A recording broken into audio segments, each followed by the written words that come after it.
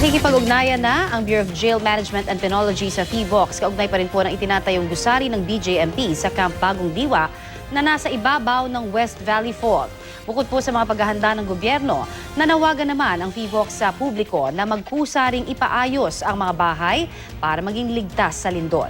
Mula sa Maynila, may ulat on the spot si Cedric Castillo. Cedric? Yes, Connie, pagkatapos ng JICA study noong 2004 o 11 years na ang nakakalipas kung saan na-project na mahigit 30,000 ang posibleng mamatay at mahigit 100,000 naman ang lubhang masusugatan sakali na maganap, wag naman sana, ang 7.2 magnitude earthquake sa Metro Manila ay halos kapareho pa rin daw ang projected na damage sa kasalukuyang panahon. Ayon kay Director Renato Solidum ng PHIVOLCS, sa kabila ng puspusang awareness campaign kaugnay sa The Big One na tinatawag, ay nananatiling malaking problema ang non-engineered na mga gusali at mga bahay sa buong Metro Manila. Base sa mga pag-aaral, malaking porsyento ng casualty ay posibleng dulot ng mga magko-collapse na low-rise structures o yung mga bahay na mga mabababa, 1 or 2 floors. Hanggang ngayon, nagpapatuloy pa rin daw ang practice ng pagtatayo ng mga bahay na hindi pasado sa Building Code of the Philippines.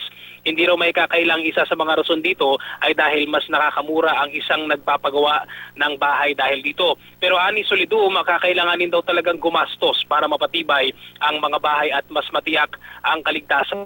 Hindi raw dapat na ipaubaya na lang ang lahat ng paghahanda sa pamahalaan kailangan mayroon daw na pagkukusa ang bawat isa na magpaayos sa mga bahay, lalo pat wala naman daw makapagsasabi kung kailan magaganap ang lindol. Baka kapatid daw ng PHIVOLCS na bukod sa mga private structures, may public o government buildings na maaaring naitayo o itinatayo pa lang na nasa ibabaw ng West Valley Fault. Kaugnay nito, kinumpirma ni Solidum na ang isang gusali ng Bureau of Jail Management and Penology na ipinatatayo sa kasalukuyan sa loob ng Camp Bagong Diwa sa Bikutan ay nasa ibabaw ng fault ang isang bahagi. Kung tutusin, wala raw dapat istrukturang itinatayo sa ibabaw ng fault. Pero paglilinaw ni Solidum, hindi raw nangangahulugang dapat ipatigil ang construction. Dapat daw ay patibayin palalo ang bahagi ng gusali na sumasapul sa fault at maging yung sakop ng 5-meter buffer zone. Ang ibang bahagi naman daw ng gusali na lampas sa buffer zone ay ligtas basta't pasado sa building code.